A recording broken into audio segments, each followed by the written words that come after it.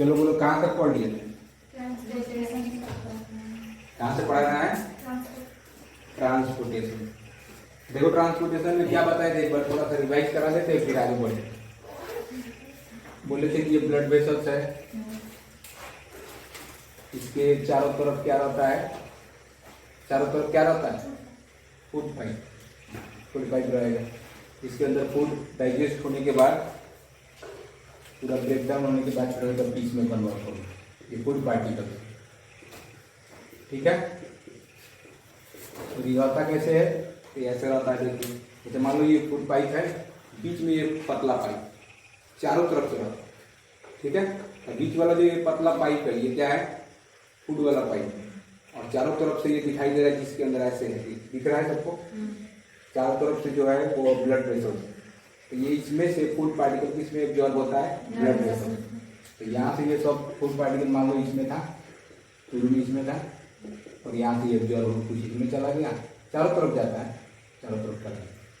अब ये जो ब्लड वेसल्स है क्या करेगा? बोलो। ब्लड वेसल्स यहाँ से फूड पार्टिकल्स को लेकर जाकर के किसको देगा?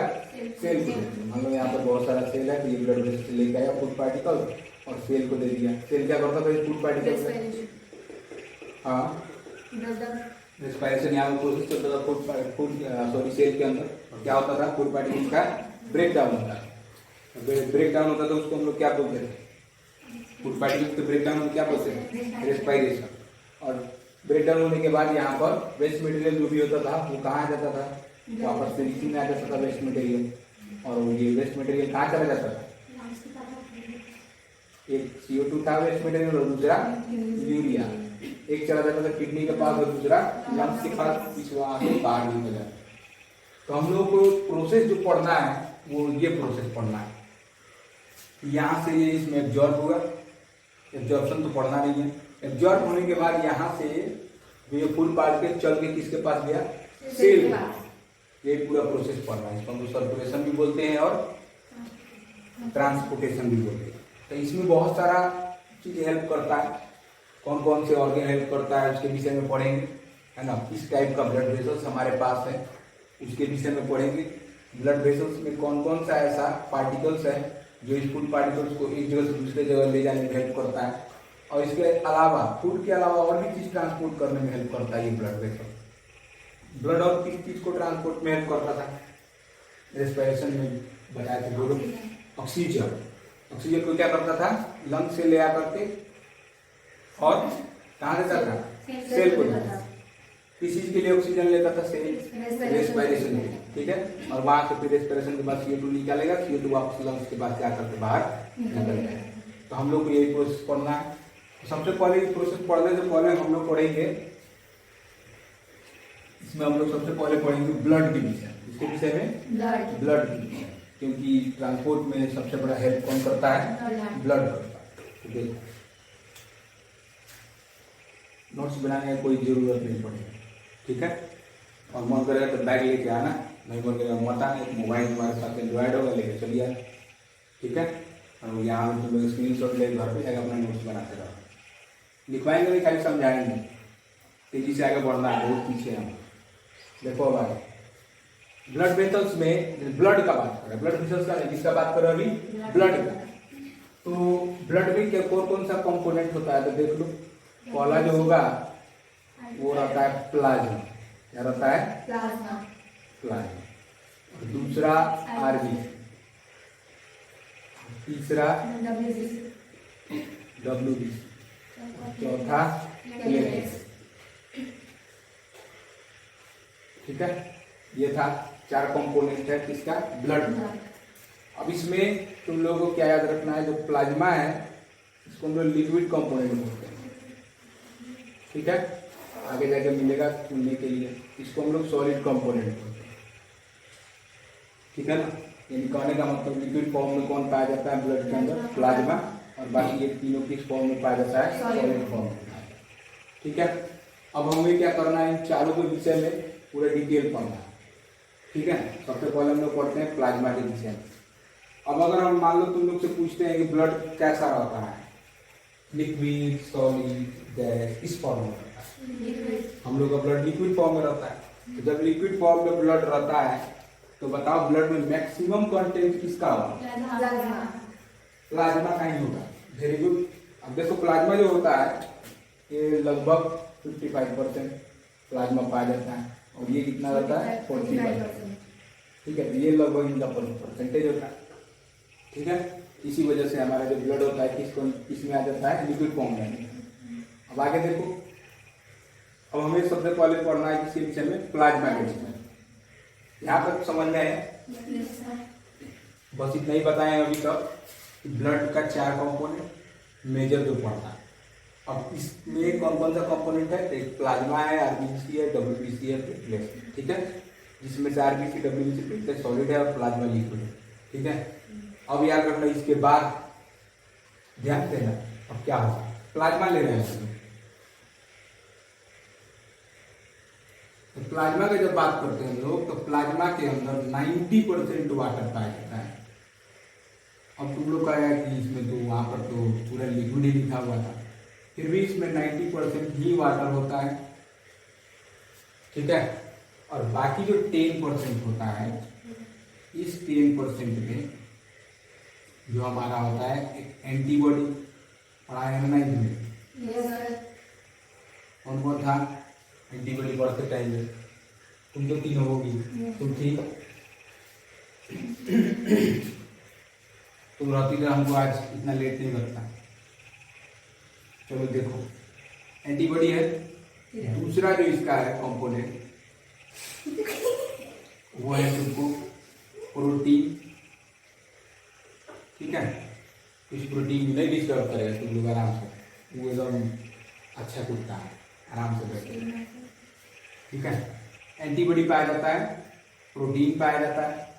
ठीक है, 2 कंपोनेंट है प्लाज्मा के अंदर जो बहुत ही मेजर कंपोनेंट है ये दोनों।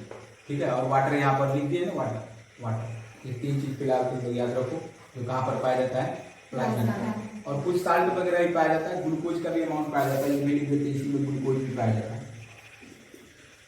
ग्लूकोज। ठीक है, और बाकी रहने देते हैं। जैसे साल्ट है तो साल्ट भी तुम लोग लिख सकता है, जरूरी है तो, नहीं तो नहीं लिख सकता। ठीक है, ये 3 कंपोनेंट तुम लोग याद रखना है। सबसे जरूरी है एंटीबॉडी और ग्लूकोज। ठीक है, इसके अलावा क्या है? प्रोटीन और वाटर। वाटर कितना? 90%, फिर एंटीबॉडी, प्रोटीन, फिर ग्लूकोज प्लाज्मा के अंदर। ये कंटेंट है जो याद रखना। ठीक है, इसके अलावा तुम लोग और कुछ लिखने के लिए आएगा नहीं। ठीक है ना? क्या हो गया? कोई दिक्कत? अब इसमें थोड़ा थोड़ा सबके विषय में पढ़ लेते हैं। पानी के बारे में बताने की जरूरत नहीं है, तुम लोग आता है। ठीक है, अगर रहा ये एंटीबॉडी, एंटीबॉडी क्या होता है तो हम बताए थे कि जब भी कोई बैक्टीरिया वायरस हमारे शरीर पर हमला करता है, नहीं बताए थे? रितिका कहाँ थी? थी ना? देख लो, जल्दी जल्दी देख लो थोड़ा सा है। जैसे मान लो कि ये हमारा शरीर है ना, ये बॉडी है हमारा। इधर से कोई वायरस है, छोटा सा ये वायरस है, जब ये हमला करता है तो वायरस के ऊपर छोटा सा बोल देते एंटीना है ना, जिसको हम लोग क्या नाम दिए थे? एंटीजन। चलो बहुत बढ़िया बात है, याद है तुम। अब जब मान लो ये बैक्टीरिया है, जब ये हमारे शरीर के अंदर इंटर करता है तो हमारा शरीर इस एंटीजन को देखता है कि किस वेराइटी का ये एंटीजन है, और इसको देखने के बाद एंटीबॉडी बनाता है। क्या बनाता है? एंटीबॉडी बनाता है। बात समझ में आ रही है? अब जब ये एंटीबॉडी बन जाएगा तो ये एंटीबॉडी से क्या करेगा? इस वायरस या बैक्टीरिया किल कर देगा। ठीक है, और जब ये एंटीबॉडी बनाएगा, एक तरह का ये दवा है एंटीबॉडी। ठीक है, तो शरीर के अंदर कोई भी बैक्टीरिया वायरस अगर घुसता है तो हमारा शरीर उसके प्रति दवा बनाता है, एंटीबॉडी बनाता है, उसको मार देता है। लेकिन जब ये नया रहता है, न्यू रहता है, मान लो ये बैक्टीरिया जो है, अगर ये बैक्टीरिया न्यू है, अगर ये नया बैक्टीरिया है, तो पहली बार जब शरीर के अंदर घुसता है तो एंटीबॉडी बनाने में शरीर को थोड़ा सा टाइम लगता है। और एक बार जब ये एंटीबॉडी बन गया तो ये शरीर क्या करता है? इसको स्टोर कर रख लेता है।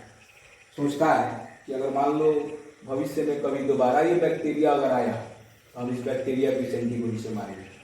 ठीक है, तो इस तरह से बहुत सारा, जब से हम लोग पैदा हुए अभी तक हैं तो करोड़ों बैक्टीरिया हमारे शरीर पर हमला किया है, और करोड़ों टाइप का एंटीबॉडी हमारे शरीर के अंदर मौजूद है और हर सेकेंड हमला करता है। लेकिन क्या है कि इतना ज़्यादा एंटीबॉडी हमारे शरीर के अंदर अभी तक बन चुका है कि हम लोग बीमार जल्दी नहीं पड़ते, ठीक है ना। तो एंटीबॉडी बन गया अब हमारे शरीर के अंदर। दोबारा अगर जब ये वायरस हमला करेगा तो शुरू में तो जब नया था, जब हमला किया था तो हमारा तबीयत खराब होगा, बुखार लगेगा, जो भी सिम्टम देना हो ये देगा। लेकिन जब दूसरी बार ये हमला करता है कोई सिम्टम नहीं मिलता है। पहला बार जब हमला करेगा ना तो बैक्टीरिया हो या वायरस तो कम से कम 10 दिन तो रहेगा ही, और 10 दिन तो हालत खराब करेगा। जो इस समय कोरोना का चल रहा है, कोरोना वायरस, वो भी नया है, न्यू है, मार्केट में नया है, इसलिए हमला कर रहा है तो 10 दिन 15 दिन आदमी को झेलना पड़ रहा है। 10-15 दिन बाद क्या बन जा रहा है, एंटीबॉडी बन जा रहा है। तो एंटीबॉडी क्या कर रहा है, इस वायरस को किल कर रहा है। तो कम से कम 10 दिन लगता है शुरू में। लेकिन जब एक बार ये बन गया तो उसके बाद जब दोबारा ये बैक्टीरिया हमला करता है तो कुछ सेकंड के अंदर, माइक्रो सेकंड या मान लो 1 सेकंड के अंदर ये एंटीबॉडी उसको मार देता है। बात समझ में आया, इसलिए हमारा तबियत खराब नहीं होता है। तो जब हम लोग छोटा रहते हैं तो बहुत सारा वायरस बैक्टीरिया हमला करता है, उन सब वायरस बैक्टीरिया के प्रति क्या बनता है, एंटीबॉडी। जब एक बार एंटीबॉडी बन जाता है तो हम लोग बड़ा हो जाते हैं तो जल्दी हम लोग का तबियत खराब नहीं होता है। लेकिन वही अगर नया वायरस हमला करता है तब तो हमारा तबियत खराब होता है। तो ये था एक छोटा सा एंटीबॉडी के बारे में, समझ में आया एंटीबॉडी। अब ये एंटीबॉडी जो होता है, जो बना, कहाँ बनेगा, ब्लड में बनेगा भाई, क्योंकि हम जानते हैं कि WBC जो है वही वायरस बैक्टीरिया किल करता है, तो यही बनाता है। तो कहाँ स्टोर हो जाएगा, स्टोर कहाँ हो गया, प्लाज्मा। जो ये एंटीबॉडी बनता है वो सब कहाँ स्टोर होता है, प्लाज्मा, ठीक है। इसके अलावा जो हम लोग भोजन में मान लो खाते हैं तो भोजन पचता है तो उसमें ग्लूकोज फॉर्म में कन्वर्ट हो जाता है। तो ग्लूकोज भी किसमें घुला रहता है, प्लाज्मा। प्रोटीन भी रहता है फूड में, वो भी कहाँ रहता है, प्लाज्मा। तो इतना चीजें याद हो गया, ठीक है। इसके अलावा और भी चीजें होता है प्लाज्मा के अंदर, जैसे मान लो वेस्ट मटेरियल भी जो बनता है शरीर का, जो वेस्ट मटेरियल क्या क्या था, 4 नंबर में और लिख देना वेस्ट मटेरियल।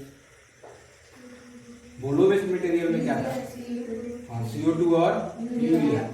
ये दोनों भी कहाँ स्टोर होता है, प्लाज्मा। यानी जो भी कचरा हो वो सब कहाँ जाएगा, प्लाज्मा के अंदर। प्लाज्मा वापस इसको लेकर जाता है जहाँ पर इसको जाना होता है, ठीक है। वैसे तो चारों ही मिक्स होता है, तो हम ऐसा नहीं बोलते हैं कि सिर्फ प्लाज्मा लेकर जाता है, ब्लड बोलते हैं सीधा, क्या बोलते हैं, ब्लड। लेकिन अगर कोई ऐसा पूछ दिया, आजकल तो ऑब्जेक्टिव भी आ रहा है तुम लोग में, ऑब्जेक्टिव में अगर दे दिया कि ग्लूकोज कहाँ पाया जाता है, 4 वो यही ऑप्शन दे दिया, क्या करेगा तुम, तो इसीलिए तुम लोग यहाँ पे क्या लगाना, प्लाज्मा। इसके अलावा अगर मान लो कोई खाने वाला मटेरियल, तो ग्लूकोज हो गया, प्रोटीन हो गया, एंटीबॉडी हो गया, वाटर तो नहीं देगा। अब ऐसा तुम लोग मत समझना कि RBC WBC प्लेटलेट में वाटर पाएंगे, पाया जाता है लेकिन कंटेंट कम रहता है। तो ये तुमको ऑप्शन में कभी नहीं पूछेगा कि वाटर कहाँ पाया जाता है। समझ में आ रहा है, ऐसा पूछ सकता है कि maximum water found which part of the blood component, तब आएगा क्या, प्लाज्मा। लेकिन सिर्फ वाटर लिख के नहीं आएगा, मैक्सिमम लिख के आएगा तो तुम लोग इस पर टिक लगा देना, प्लाज्मा। और बाकी glucose, waste material, protein, antibody कोई भी आएगा तो क्या लगाना है, प्लाज्मा। बात समझ में आए। तो ये था एक छोटा सा प्लाज्मा के विषय में कहानी, यही मेन है, ठीक है ना। अब हम लोग आगे बढ़ते हैं, प्लाज्मा के बाद RBC के विषय में पढ़ेंगे। इसके विषय में RBC तुम लोग को जो इसमें से नोट करना है जल्दी हो गया। चलो अब आगे देखो। अब हम लोग को पढ़ना है RBC के विषय में।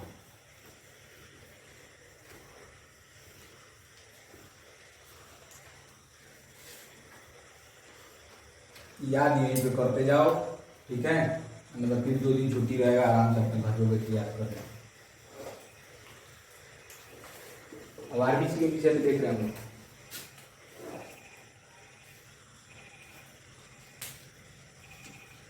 RBC एक सेल का बनता है। RBC किससे बनता है, सेल से। कौन सेल है, RBC सेल है। अब इसमें जो है इसका जो आकार होता है RBC सेल का, वो एक मिठाई आता है, पेड़ा खाया है तुम लोग, यस सर, एकदम वैसे ही रहता है। जो पेड़ा खा लिया समझ लो वैसा ही रहता है, कौन, RBC। तो उसका शेप अगर हम लोग देखें तो शेप कैसा रहता है, मान लो तुम लोग जो पेड़ा खाता है उसका शेप रहता है कैसा, शेप ऐसे रहता है, जैसे ऐसे डबल रहता है, पीछे से थोड़ा सा चौड़ा रहता है, ऐसे रहता ही नहीं रहता। तो अगर हम क्या करते हैं, बीच से उसको काटे तो एक पार्ट ऐसे निकलेगा ऐसा, दूसरा पार्ट भी निकले वो भी ऐसा। तो ये कौन सा शेप है? कॉनकेव। कौन सा शेप है? कॉनकेव। हम बोल सकते हैं कि दो कॉनकेव सरफेस है, एक पीछे वाला ऐसे है, आगे से भी ऐसे ही रहता है, पीछे से भी ऐसे ही रहता है, तो हम उसको बोलते हैं बाई कॉनकेव शेप। क्या बोलते हैं? By concave shape. तो अगर आरबीसी का शेप पूछ दे तो कैसा शेप होगा?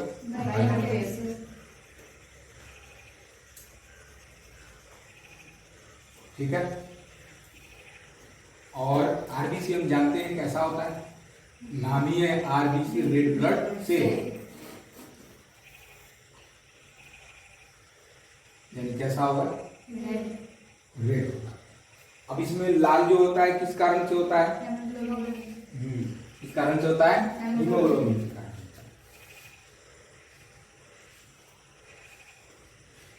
ठीक है। क्या है हीमोग्लोबिन? एक तरह का पिगमेंट है ना, जो कहाँ पाया जाता है? आरबीसी के अंदर पाया जाता है।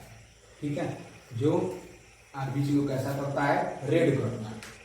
तो सिर्फ हीमोग्लोबिन का ये काम नहीं है कि इसको लाल करे। हीमोग्लोबिन का जो मेन काम है वो, इसका काम क्या है? सबसे पहले इसको देखते हैं, पहले आरबीसी करता क्या है, उसके बाद पता चल जाएगा अपन से कि हीमोग्लोबिन का काम क्या है। तो आरबीसी क्या करता है? तो हम जानते हैं कि ऑक्सीजन को कैरी करता है, कहाँ लेकर जाता है? सेल के पास लेकर जाता है, फिर वहां से हम जानते हैं कुछ कार्बन डाइऑक्साइड के वहां से लेकर आता है। तो यानी कि जो हमारा आरबीसी है इसका काम क्या है? Carry oxygen. ठीक है, ऑक्सीजन को ढोता है और कभी कभी कार्बन डाइऑक्साइड एंड CO। ठीक है, दोनों को ढोता है। लेकिन तुम लोग 10th लेवल पर लिखता है खाली ऑक्सीजन को ढोता है, तुम लोग दोनों लिख देगा, कोई दिक्कत नहीं, आगे बढ़ेगा तो फिर पता चल जाएगा कि दोनों को ढोता है। ठीक है। और अब अगर तुम लोग यहाँ से हम तुम लोग से एक सवाल पूछे कि बताओ CO2 को और कौन ढोता है, अभी तो पढ़े हैं CO2 को और कौन ढोता है? CO2 को और कौन ले जाता है? प्लाज्मा। अरे अभी तो पढ़े हैं, 2 मिनट नहीं हुआ पढ़े। सबसे नीचे हम लोग पढ़े थे ना कि वेस्ट मटेरियल को भी CO2 को और कौन ढोता है? प्लाज्मा। तो तुम लोगों का लेवल पर दिया है कि CO2 को कौन ढोता है? प्लाज्मा। ठीक है, लेकिन तुम लोग दोनों लिख सकता है, प्लाज्मा भी और आरबीसी। अगर तुम्हारे एग्जाम में है तो तुमको मन करता है सिर्फ प्लाज्मा में लिख देगा तो भी सही है, और कोई प्लाज्मा और आरबीसी दोनों लिख दिया तो भी सही है। बात समझ में आया? तो ध्यान से पढ़ो, इसीलिए तो बोल रहे हैं, आराम से पढ़ो, ध्यान से पढ़ो, सब चीजें यही आपको। ठीक है। तो और CO2 को कौन ढोता था? प्लाज्मा। अब देखो यहाँ पे इसका काम क्या है? ऑक्सीजन को ढोना, इसका रेड ब्लड सेल का। अब ये क्या करता है? हीमोग्लोबिन। हीमोग्लोबिन समझो एक तरह का ग्लू है। What is mean by glue? गोंद। गोंद जो चिपकाने के काम आता है, तो एक तरह का ग्लू मानो। तो ये करता क्या है भाई? तो ये हीमोग्लोबिन क्या करता है कि ये जो ऑक्सीजन है, इस ऑक्सीजन को इस आरबीसी से चिपकाने का काम करता है। ठीक है, ये ऑक्सीजन है, इसको ले जा करके हीमोग्लोबिन की हेल्प से इसमें चिपकाएगा, आरबीसी में चिपकाएगा। तो हम बोल सकते हैं कि हीमोग्लोबिन का काम क्या है? तो ऑक्सीजन को आरबीसी के साथ बाइंड करना। क्या करना? बाइंड करना। ठीक है, ऑक्सीजन को आरबीसी के साथ बाइंड कौन करवाता है? हीमोग्लोबिन। याद रहेगा, ये सबसे मेन फंक्शन है हीमोग्लोबिन का। ठीक है। अब हीमोग्लोबिन में तुम लोगों को दो चार चीजें और याद रखना है। तो हीम जो यहाँ पर शब्द है, हीम लिखा है HEM, तो हीम का मतलब होता है आयरन। ग्लोबिन एक क्या है? प्रोटीन है। ग्लोबिन क्या है? प्रोटीन है। तो यानी कहने का मतलब ये भी आता है एग्जाम में तुम्हारे। ठीक है, हीमोग्लोबिन में कौन कौन सा ऐसा मटेरियल पाया जाता है? तो क्या हो जाएगा? आयरन और प्रोटीन दोनों हो जाएगा। ठीक है, तो ये भी याद रखना। ठीक है, ये हो गया तुम्हारा किसके विषय में? आरबीसी के विषय में। अब यहाँ पर एक और चीज हम लिखे हैं कि आरबीसी जो होता है CO2 को भी क्या करता है? कैरी करता है, ढोके ले जाता है। इससे कहने का मतलब कि CO2 को भी बाइंड कराने में हीमोग्लोबिन हेल्प करता हो, तो बिल्कुल करता है। यहाँ पर एक और चीज है कि ज्यादा अगर पूछे हीमोग्लोबिन CO2 को ज्यादा पसंद करता है कि ऑक्सीजन को ज्यादा पसंद? एकदम नहीं, ये CO2 को ज्यादा पसंद करता है हीमोग्लोबिन। बात समझ में आ रहा है कि नहीं? अगर दोनों का अमाउंट इसको बराबर दिया जाए, हीमोग्लोबिन को दोनों का अमाउंट अगर बराबर दिया जाए, 1 मिनट रुक जाओ।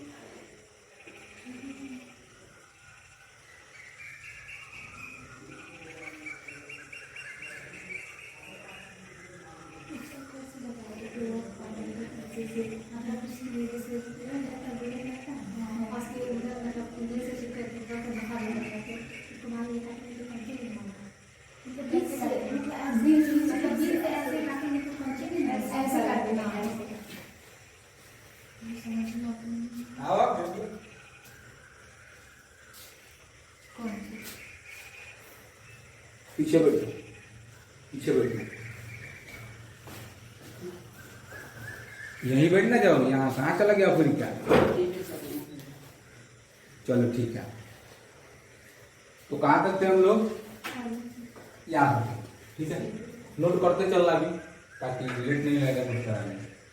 तो आरबीसी रेड ब्लड सेल हो गया, बाइकल सेफ हो गया, हीमोग्लोबिन कैरी टू ऑक्सीजन, ठीक है। हम क्या बोल रहे थे? ऑक्सीजन और कार्बन डाइऑक्साइड में बाइंडिंग कैपेसिटी हीमोग्लोबिन का किसके साथ ज्यादा होगा? CO2 के साथ। अगर दोनों अमाउंट अगर ज्यादा इसको बराबर दिया जाए अगर, तो ज्यादा किसको चिपकाएगा? CO2। अब देखो क्या होता है हमारे एटमॉस्फेयर में, हम जानते हैं कि कार्बन डाइऑक्साइड का अमाउंट बहुत कम है, ऑक्सीजन का अमाउंट बहुत ज्यादा है। 21% कहा जाता है ना ऑक्सीजन। ऑक्सीजन जो है वो तुमको 21% है, और जबकि कार्बन डाइऑक्साइड है मात्र कितना? 0.03%। इसीलिए ज्यादा हमारे ब्रीथिंग में कौन जाता है? ऑक्सीजन। कहाँ से लेते तो कौन ज्यादा जाता है? ऑक्सीजन। इसीलिए ऑक्सीजन के साथ बाइंड हीमोग्लोबिन ज्यादा करता है, क्योंकि अमाउंट ज्यादा है। लेकिन कभी कभी कोई घटना देखो, जैसे भूत लोग समझता होगा तुम लोग, भूत है ना, तो ये भूत कहाँ पाया जाता है मैक्सिमम? हमको बताओ, भूत कहाँ मिलता है ज्यादा? कब्रिस्तान में नहीं मिलता। तो हवेली तुम लोग जानता होगा, पुराना हवेली या पुराना घर, वहीं पे भूत ज्यादा मिलता है। कब्रिस्तान में कहाँ है? मैंने लोग बोलता है ऐसा। तो पुराना हवेली में ज्यादा भूत क्यों पाया जाता है? तो कारण क्या होता है कि ऑक्सीजन, इसका वेट अगर तुमसे कहीं निकाल सकता है, तुम सिखाए ना वेट निकालना, बताओ इसका वेट कितना होगा CO2 का? अरे 12 + 16 × 32 कितना हो गया? 12 + 32 44। और वही अगर मात्र ऑक्सीजन का बोले निकालने के लिए, तो ऑक्सीजन का कितना है? 32, 16 × 32। अरे सब निकालवाना सिखाया जाएगा ना, इसका तुम लोग अपना कॉपी पलट के देखना है। हाँ, तो इसमें तो तुम लोग आराम किया होगा छुट्टी में, इतना दिन छुट्टी चल रहा है, घर में बैठ के पढ़ोगे आराम से। तो बताओ इसमें भारी कौन हो गया? CO2। तो देखा जाए तो CO2 जो है हमारे एटमॉस्फेयर में पाया जाने वाला गैस में से एक हेवी गैस है, ऐसा बोल दो, भारी गैस। इसीलिए क्या होता है, जिस कमरा में किसी का आना जाना नहीं रहता है, कमरा हो या पुराना घर हो, उसमें लेयर बाई लेयर कौन नीचे जम जाता है? सबसे भारी है तो सबसे नीचे जाके जमे, तो फर्श पर पूरा CO2 जम जाता है। यदि अगर कोई पहला बार दरवाजा खोल के अंदर घुसता है, पूरा जमा हुआ, अचानक से सब उड़ेगा, उसके नाक में घुसेगा, तो अमाउंट बहुत ज्यादा होता है। तो बताओ आरबीसी दानादान किसको बाइंड करेगा? CO2। तो CO2 को बाइंड करेगा, तो बताओ लेकिन सेल को क्या चाहिए? ऑक्सीजन। सेल को ऑक्सीजन चाहिए, और आरबीसी ने किसको बाइंड कर लिया? Carbon dioxide. अब कार्बन डाइऑक्साइड को बाइंड किया, सेल के पास पहुंचा, तो सेल कहा कि तो मेरे पास पहले से ही एनर्जी नहीं बन पाएगा शरीर के अंदर, है ना। ग्लूकोज तो रहेगा लेकिन एनर्जी नहीं बन पाएगा, जिसके कारण आदमी बेहोश होकर गिर जाएगा। और ज्यादा देर तक अगर उसी कमरा में गिरा रह गया, तो सिर्फ उसमें क्या भरा होगा? Carbon dioxide. खाली वही खींचेगा, और खींचते खींचते कुछ देर तक उसके सेल को अगर नहीं मिला एनर्जी, तो आदमी मर जाता है। हम लोग बोलते हैं भूत दाब दिया, है ना। इस कारण से आदमी मर गया, पुराना हवेली में घूमने गया, तो भूत दाबने से नहीं मरता है, किसके वजह से मरता है? CO2 की वजह से। ठीक है, इस कहानी से तुम लोग ये याद रहेगा कि बाइंडिंग कैपेसिटी CO2 का ज्यादा होता है हीमोग्लोबिन के साथ, या ऐसा कह दो आरबीसी के साथ, ठीक है, क्योंकि हीमोग्लोबिन किसके अंदर पाया जाता है, आरबीसी के अंदर पाया जाता है। तो ये हुआ तुम्हारा किसका, आरबीसी का कहानी का, ठीक है। अब हम लोग देखेंगे डब्ल्यूबीसी। इस आरबीसी के बारे में देख लेते हैं, कहाँ बनता है ना, और भी क्या चीजें इसमें होता है। तो आरबीसी में याद रखना न्यूक्लियस नहीं पाया जाता है। हम पढ़ा के सेल के अंदर न्यूक्लियस होता है, न्यूक्लियस का पूरा डिटेल भी पढ़े थे, क्रोमोजोम, क्रोमोटीन, डीएनए, है ना, सब पढ़े थे कि नहीं पढ़े थे। तो इसमें आरबीसी के अंदर क्या नहीं पाया जाता है, न्यूक्लियस नहीं पाया जाता है। बहुत इंपॉर्टेंट पॉइंट है, तुम्हारे बुक के अंदर ये बहुत ही अच्छा से दे रखा है, न्यूक्लियस हमारे आरबीसी के अंदर नहीं पाया जाता, याद कर लेना, ठीक है। अब हमें तुम लोग बताओ कि अगर न्यूक्लियस नहीं रहेगा, ठीक है ना, तो क्या होगा, सेल का कौन सा फंक्शन नहीं होगा न्यूक्लियस नहीं होने के कारण, ये बताना है। क्योंकि तुम लोग को हम वो भी पढ़ाए थे, पूरा डिटेल पढ़ाए थे, उन लोग के डिमांड पे पढ़ाए थे, क्या बोलते हैं सेल डिवीजन, सेल कैसे डिवाइड करता है ना, तो उन लोग डिमांड किया जिसकी वजह से पूरा डिटेल पढ़ाए। तुम लोग को बताना है कि अगर न्यूक्लियस नहीं रहेगा तो क्या होगा, बोलो। हाँ बहुत बढ़िया, सेल डिवाइड नहीं करेगा, क्योंकि हम लोग देखे थे कि सबसे पहले न्यूक्लियस के अंदर होता क्या था, तो न्यूक्लियस का जो भी क्रोमोजोम होता था या डीएनए होता था पहले डबल होता था, डबल होने के बाद ऐसे होता था, हम लोग देखते थे धीरे धीरे ये ऐसे डिवाइड करता था, ऐसे हो जाता था, और जब ये पूरा फाइनली डिवाइड कर जाता था तब यहाँ से धीरे धीरे साइटोप्लाज्म भी डिवाइड करना स्टार्ट करता था, ठीक है। तो न्यूक्लियस नहीं होगा तो क्या नहीं होगा, सेल डिवाइड नहीं करता। तो यहाँ पर अब सवाल उठता है, जब आरबीसी डिवाइड करता ही नहीं, और भी आरबीसी का क्या चीज है, आरबीसी का लाइफ साइकिल जो होता है, या ऐसा कह दो लाइफ स्पेन, लाइफ स्पेन जो होता है किसका, आरबीसी का, वो होता है ओनली 120 डेज, ठीक है, यानी कि 120 दिन जिंदा रहता है कौन, आरबीसी, डिवाइड भी नहीं कर रहा है, 120 दिन के बाद मर भी जा रहा है। और इसका जब अमाउंट का बात करें, हम सब लिखते चलना, ये भी लिखते चलना, ठीक है, जो जो चीजें लिखवा है। और अगर इसका अमाउंट का बात करें कि कितना अमाउंट में आरबीसी पाया जाता है हमारे शरीर के अंदर, तो आरबीसी का जो अमाउंट होता है वो लगभग होता है 4.5 to 5 मिलियन, ठीक है, 4.5 to 5 मिलियन। इसका मतलब क्या हुआ, इसका मतलब होगा 45 लाख से लेकर 50 लाख तक क्या पाया जाता है, आरबीसी का अमाउंट होता है हमारे शरीर के अंदर। शरीर के अंदर नहीं बोलते हैं इसको, इसको बोलते हैं एमएम क्यूब, है ना, एमएम क्यूब, हाँ, यानी कि 1 एमएम क्यूब के अंदर क्या पाया जाता है, 4.5 to 5 मिलियन क्या पाया जाता है, आरबीसी पाया जाता है, ठीक है। तो अमाउंट ऐसे ही याद कर लेते हैं, तो 45 से लेकर 50 लाख के आसपास क्या पाया जाता है, आरबीसी पाया जाता है। यहां तक अगर क्लियर हो गया हो तो बोलो आगे बढ़ो। अब क्या क्या बताएं, एक बार और फिर दोहरा देते हैं, नया पे क्या क्या बताएं, ये तो सब चीज आ गया होगा समझ में तुम लोग को। नया पे एक चीज हम बोले हैं कि न्यूक्लियस नहीं पाया जाता आरबीसी, लिख लिया तुम। इसके अलावा और क्या बोले कि लाइफ स्पेन जो इसका होता है 120 दिन का होता है, और इसका जो अमाउंट होता है वो 4.5 to 5 मिलियन होता है, ठीक है। ये 3 चीजें बताएं। तो एक बात बताओ, मान लो 20 दिन बाद, 120 दिन बाद यानी ये मरता होगा आरबीसी, यानी 120 दिन बाद अगर बात करें तो कुछ दिनों के बाद इतना मिलियन है, धीरे धीरे सब मर जाएगा, क्योंकि वो डिवाइड भी नहीं कर रहा है। जब सेल डिवाइड करता है 1 से 2, 2 से 4, 4 से 8, 8 से 16 डबल करते रहता है, तो मरेगा भी तो कोई फर्क नहीं पड़ेगा। लेकिन यहाँ पर तो डिवाइड ही नहीं कर रहा है और सिर्फ मर रहा है, तो यानी कि और अमाउंट भी फिक्स है, यानी कहने का मतलब कि एक दिन ये खत्म हो जाएगा, होगा कि नहीं होगा खत्म, हमको बताओ। मर रहा है, बन नहीं रहेगा। हम बोले कि आदमी जो है सिर्फ मरे, पैदा होवे नहीं करे, तो जनसंख्या कम होगा बढ़ेगा, कम होगा, जाहिर सा बात है। तो वही बात यहाँ भी बोल रहे हैं कि 120 दिन के बाद सब मरेगा, तो धीरे धीरे इसका अमाउंट कम हो जाएगा कम, क्योंकि डिवाइड भी नहीं कर रहा है। तो इसकी वजह से अब इसका फॉर्मेशन भी देखना जरूरी है, कहाँ पर ये इसका फॉर्मेशन होता है। बनता तो होगा, नहीं तो हमारे शरीर में खून ही नहीं रहता, आरबीसी ही नहीं रहता, तो फॉर्मेशन जो इसका होता है वो बोन मैरो में होता है। कहाँ होता है? Bone marrow. Bone marrow.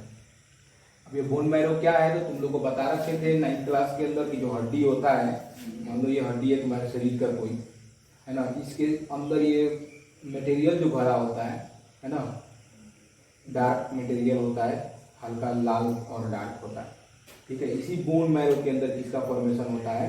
तो ब्लड का फॉर्मेशन होता है, ठीक है। आरबीसी का, डब्ल्यूबीसी का, प्लेटलेट्स का। कहाँ फॉर्मेशन होता है? बोन मैरो में। कहाँ होता है? बोन मैरो के अंदर। तो आरबीसी का फॉर्मेशन कोई पूछेगा कहाँ होता है तो क्या बताना तुम लोग? Bone marrow. ये भी लिख लो, आरबीसी का फॉर्मेशन बोन मैरो के अंदर होता है।